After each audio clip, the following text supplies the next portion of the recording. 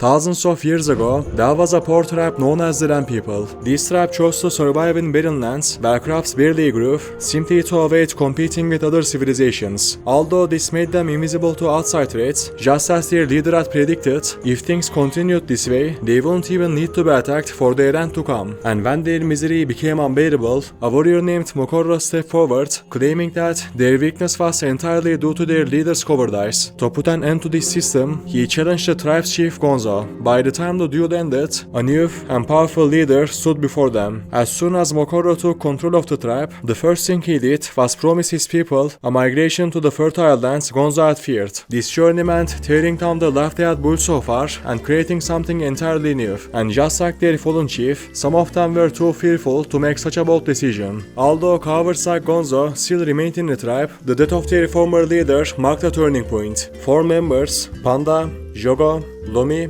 and Dalla had agreed to follow Mokorro on this journey. After years of enduring a harsh and relentless life, Mokorro and those who believed in him chose to leave their old village behind in search of a new beginning. Under the leadership of their new chief Mokorro, the Ram people would no longer live in misery and they would have a much better fate than before. At long last, after a long and exhausting journey, they had arrived at this vast and fertile lands, later to be known as Shepherd's Mountain. But as rich as these unfamiliar lands were, they also came with competition. Before settling here, they already knew that they wouldn't be alone, and they had no idea how their new neighbors would receive them. All they could do was hope that any encounter would be for trade and not for conflict. But for now, this wasn't the time to think about such things, because despite it still being summer, the chill in the air signaled that a harsh winter awaited them. Therefore, they had to prepare for winter before the snow covered the ground and the rivers began to freeze. Our first task in our new home was to gather the resources around us. First of all, we started gathering wood for the village we would establish, because wood was essential for starting fires, setting up tents, and much more.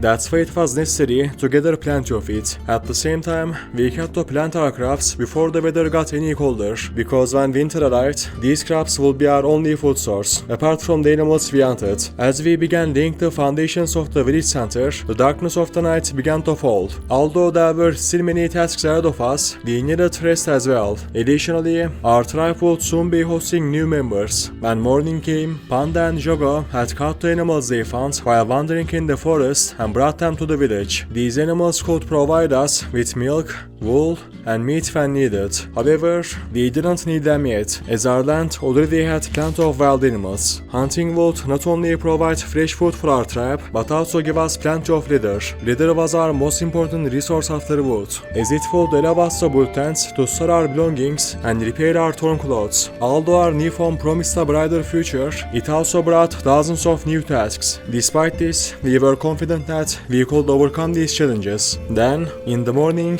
when we had just entered our third day in this land, we realized that intruders had entered our borders. Apparently, these strangers didn't want to share their land with anyone, even though it was large enough for all of us. But we had no intention of simply giving up and running away. If peace wasn't an option, we were ready to fight to hold this land, so we began to battle these greedy barbarians.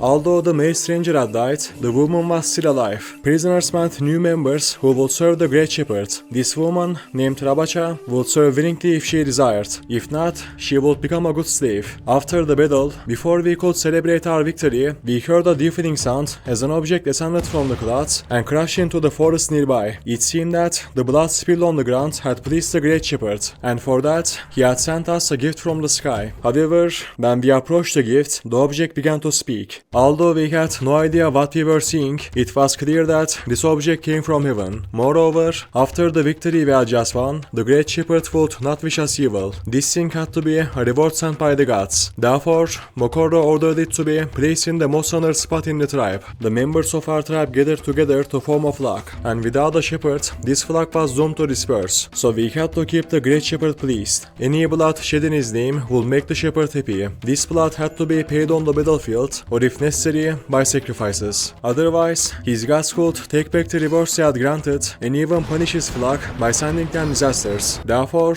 in the evening, we decided to hold the ritual in honor of our god. This artifact, sent by the Great Shepherd, will now stand at the heart of our village as a symbol of our loyalty. Every time we looked at it, we would remember the source of our strength and follow the shepherd's orders. When the next day came, we began where we left off in improving our tribe. After the pressure we had faced, we had realized that we were not welcome in these lands. For this reason, we needed to increase our defense options to protect ourselves from external threats. During this time, Mokorro was using entirely peaceful methods to bring our prisoner into our community. Then, after a while, we noticed that a couple of domestic pigs were wandering around our land. According to the shepherd's laws, everything on our land belonged to us, and these animals could be useful. For this reason, we decided to catch them and take them to our village. Shortly after we adopted the stray pigs, a merchant entered our borders. After doing some trade, this man asked if we had seen his pigs, which had recently gone missing. According to him, these animals were his most valuable property, and without them, he would not be able to prepare for the winter.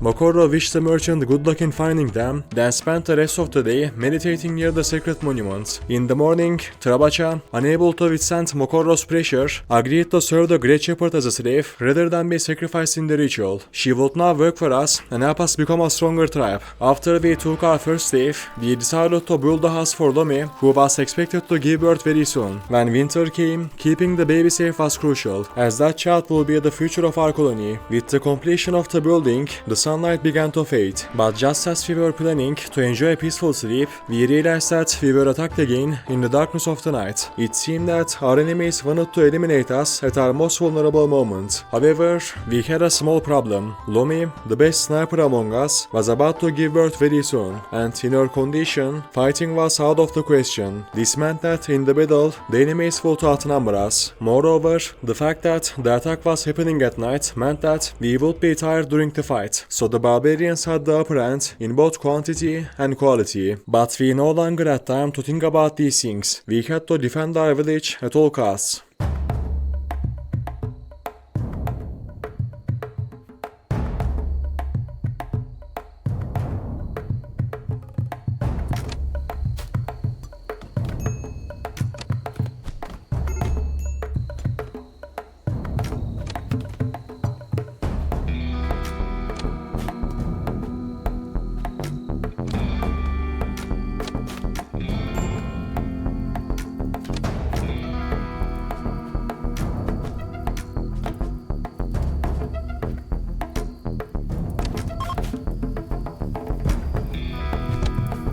When the battle was over, while our enemies twisted in pain on the ground, we remained standing. With this victory, we had shown our enemies the true strength of the land people and proven that we were here to stay on this stand. From this day forward, no one would dare to underestimate our tribe. Additionally, this victory meant more than just fame. It also meant more slaves to serve our purpose. However, there were costs to this success. Although Panda, one of our warriors, was only slightly wounded, Mokorro would likely carry a large scar on his face. At the same time, there were downsides to our fame spreading across the land, because the attacks on our village will neither be the first nor the last. Those who heard of our name will not only fear us, but also wish for our downfall. So, from now on, we will have to work much harder than before. For this reason, our first task was to start building a room for our new prisoners. Clearly, we would need such a place much more than we had anticipated. We also learned from our mistakes and made sure to surround the area we were attacked with a wall. The next day, it was time to harvest the crops. We had managed to secure a good harvest before winter approached. These grains would keep us full when the cold arrived, making our work much easier.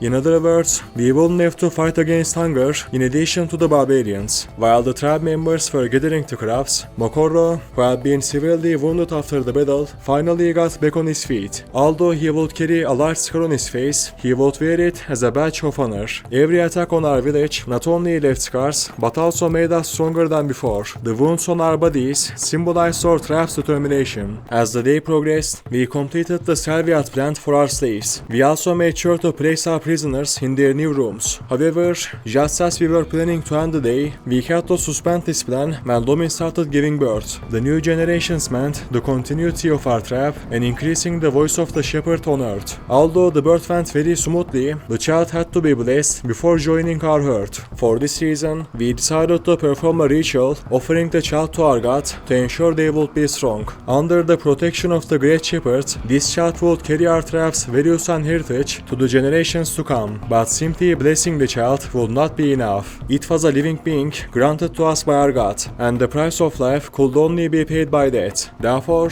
we also had to offer a sacrifice in the child's name. With our last victory, we had obtained two prisoners named Rego and Frog. Rego, in addition to being a strong warrior, also had extensive knowledge of animal care. This made him too valuable to be wasted so easily. In short, Rego could serve us better while he was alive. However, the same could not be said for Frog. The shepherd, it seemed, had created him to be a sacrifice. For this reason, we decided to give Rego a second chance at life, on the condition that he served as a slave. Therefore, we decided to sacrifice Frog to strengthen the newborn baby. But although we were not aware of it yet, this sacrifice would also mark the beginning of a new process, because when the ritual ended, it seemed that the shepherd, pleased with our actions, sent another gift from the heavens. When Mokorro went to the place where the meteor had fallen, he encountered a massive weapon forged from solid gold. This was undoubtedly a sign from the gods. It seemed that the mighty shepherd desired more blood, and Mokorro was ready to fulfill his wish. Although winter was approaching, the final decision would be made by the mighty shepherd, and clearly, the shepherd had already made his choice. Even though this command will be difficult to carry out, they could not defy their gods. Therefore,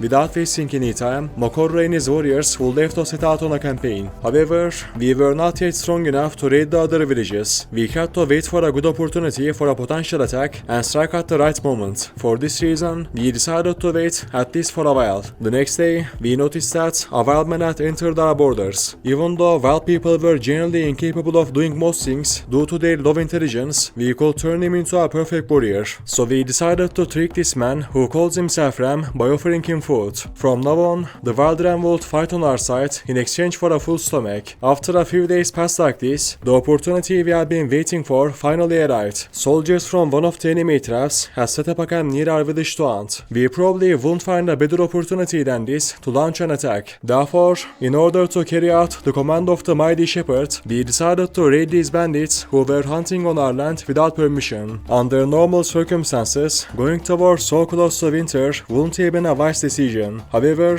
this situation applied not only to us but also to our enemies. In other words, our attack would be a surprise for them. We would use the same tactic they had previously used on us and eliminate them at their most vulnerable moment. Furthermore, this time, with us being the attackers, it would indirectly prevent potential raids on our village, because while we were attacking them, our enemies wouldn't be able to plunder our village. In short, those left behind will be able to continue working in peace, without the fear of being attacked in our absence. Mokorro and his warriors had reached the hunting spot after a long and tiring journey. The darkness of the night would work to our advantage this time. However, we had a small problem. Although three of the enemies were sleeping, one was still awake. This meant that when we launch our attack, the others would likely wake up as well. Even though the idea of taking them out while they were sleeping seemed appealing, the enemy turned out to be smarter than we had anticipated. But regardless, the advantage was still on our side. Tonight, the will of the mighty shepherd will be fulfilled.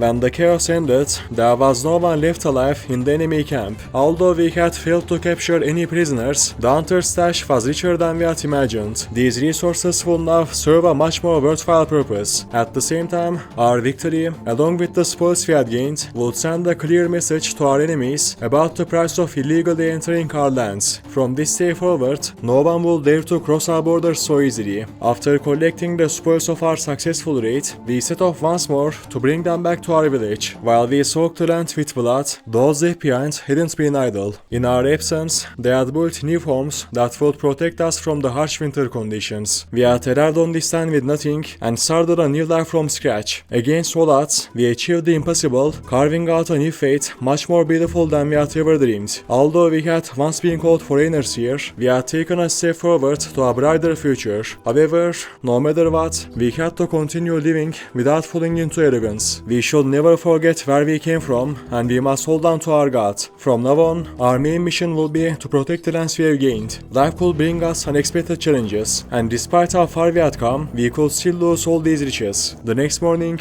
as the snowflakes began to cover the ground, it was a clear sign that we had entered winter. While other tribes were probably watching the falling snow with a sense of hopelessness, we were quite content with our situation, because the preparations we had made for the winter were finally paying off and would allow us to survive for many more winters. Despite the risks we had taken, luck was still on our side. We had warm homes to shelter in, enough food to fill our stomachs, and a resilient community that remained unshaken despite all we had endured. But just as everything was going well, we realized we were being attacked again due to the noises coming from nearby. However, this time, the attackers were not from enemy tribes. With the cold weather, a herd of mammoths that had migrated to these lands seemed to have been disturbed by us.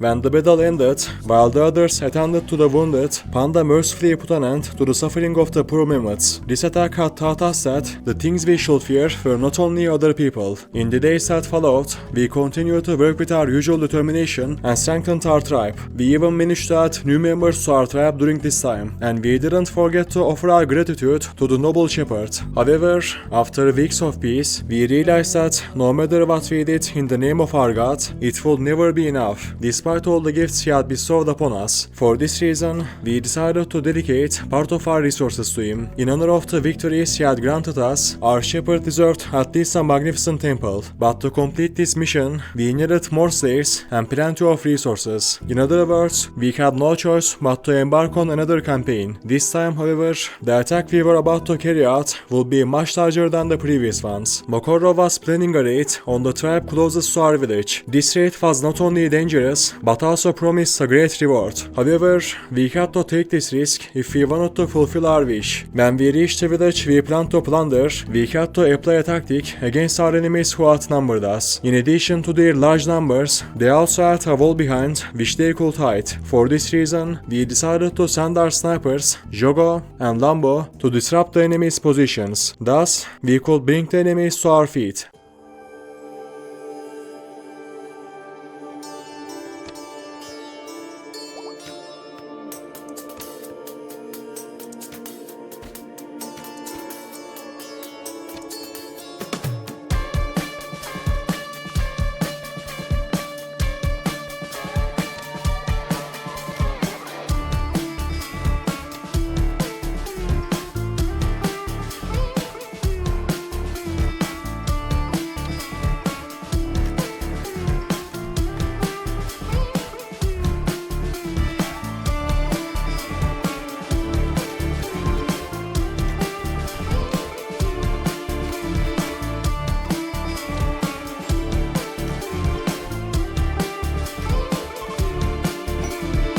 When the battle ended, the darkness of the night began to settle in. Trying to return to our village in the dark would have been dangerous, especially with wounded among us. Therefore, we decided to stay here for the night to tend to our wounds and rest. We also checked the buildings left by the locals. After a quick search, we found a good spot to rest and fell asleep. However, we quickly had to interrupt our sleep when other locals who had heard about the attack showed up.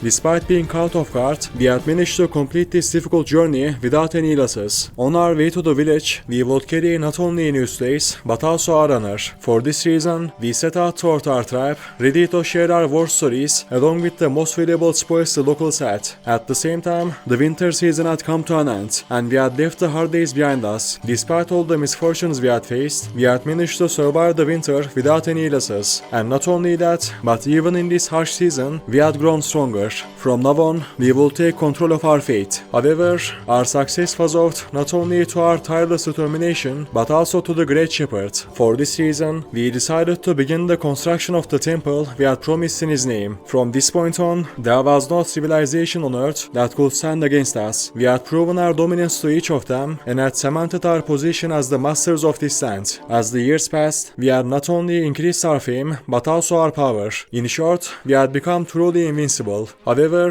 our invincibility had blinded us to a simple truth. We had never considered that the force capable of destroying our tribe might come from within ourselves. As the years went by, our community expanded to a size we could never have imagined. While our people lived in abundance and prosperity, they gradually drifted away from our traditions and forgot where we had come from. At one point, some tribe members even began to abandon the Great Shepherd and started believing in false gods. This heresy, which steadily grew among the people, corrupted them and led them to abandon our traditions. These false beliefs prohibited them from making sacrifices, owning slaves, and even from engaging in warfare. Naturally, this angered not only those like Mokorro, who still believed in the shepherd, but also the Great Shepherd himself. The worst part was that, despite completing the temple after years of hard work and performing the tribe's greatest ritual there, their god did not answer them, and as he had done countless times before, did not send a gift. While Mokorro was trying to prove the truth to his people, this completely shattered the hopes of the young people and made things even worse. Even the most religious among them began to question their faith after that day. Although Mokorro repeatedly warned them that this was a test, the heretics did not believe him. So much so that, when the blasphemies became unbearable, the shepherd unleashed his anger on the lambs. The kingdom they had built over the years had been completely overturned in just a few days. The crops had spoiled, the animals had died, and the people had fallen ill. As if that wasn't enough, natural disasters seemed to be relentless. However,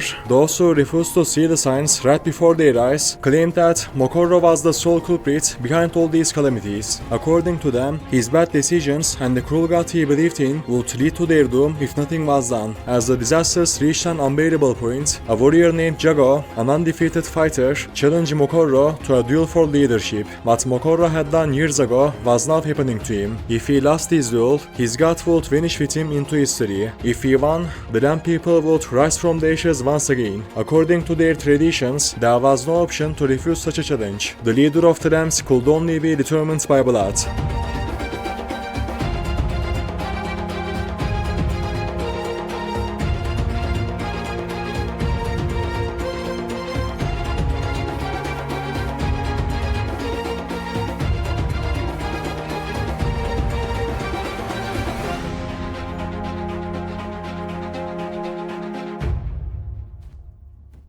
When the duel ended, Mokorra was the only one still standing. He had broken the cycle and once again proven himself to be the true ruler of the lands. However, despite everything, there were still traitors against him. Mokorra knew very well what needed to be done to stop these calamities. Now, there was only one obstacle left for him to set things right. The chains on their legs had to be broken all at once.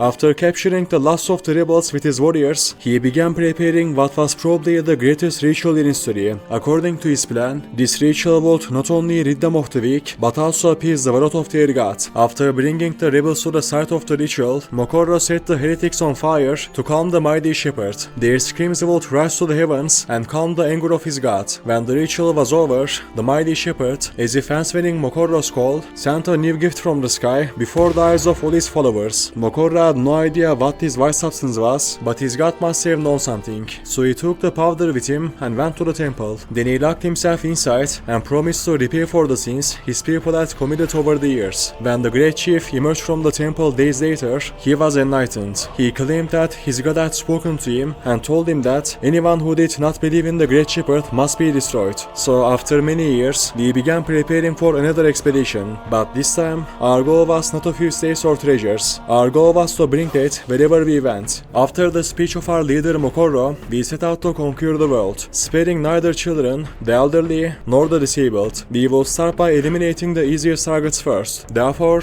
we decided to destroy the naked people living on the southern shores of the Shepherd's Mountain. Although these strange people had never caused us any harm before, there was no room for exceptions under the command of the Great Shepherd. They didn't think like us and worship false gods. For this reason, their fate was to perish.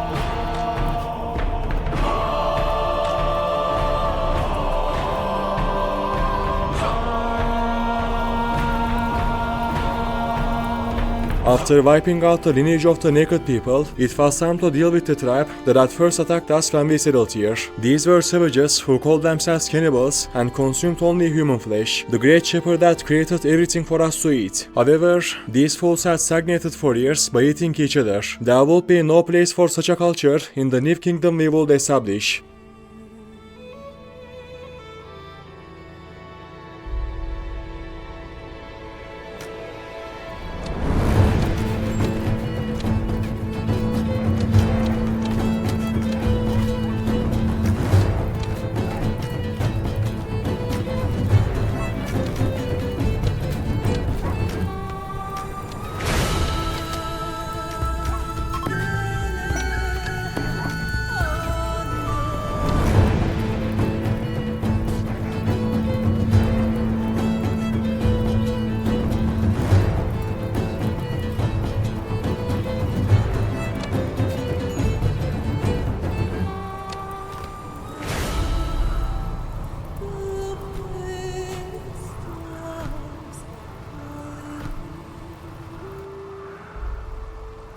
When our war with the cannibal tribe ended after weeks of fighting, there was not a single person left in the world who desired human flesh. But this war also came with a great cost. Since the day Mokorra arrived here, dozens of warriors, including the healer Jogo, who had fought side by side with him, had given their lives for this cause. Nevertheless, there was still one more civilization we had to conquer. These beings, known as Neanderthals, lived in the glaciers and were born warriors. Moreover, attacking their region was extremely dangerous, because the harsh climate conditions formations and rocky terrain would weaken us before we even reach their villages. This meant that they were our last, but also the most formidable opponents. But by this point, there was no turning back. We had to take this risk for the sake of our fallen comrades and the honor of our god. At the end of our long journey, we had finally reached our final destination. Although our warriors were exhausted from the difficult journey, their determination would lead them to victory. With this battle, we will determine the absolute fate of humanity and shape history. Therefore, we began to fight one last time.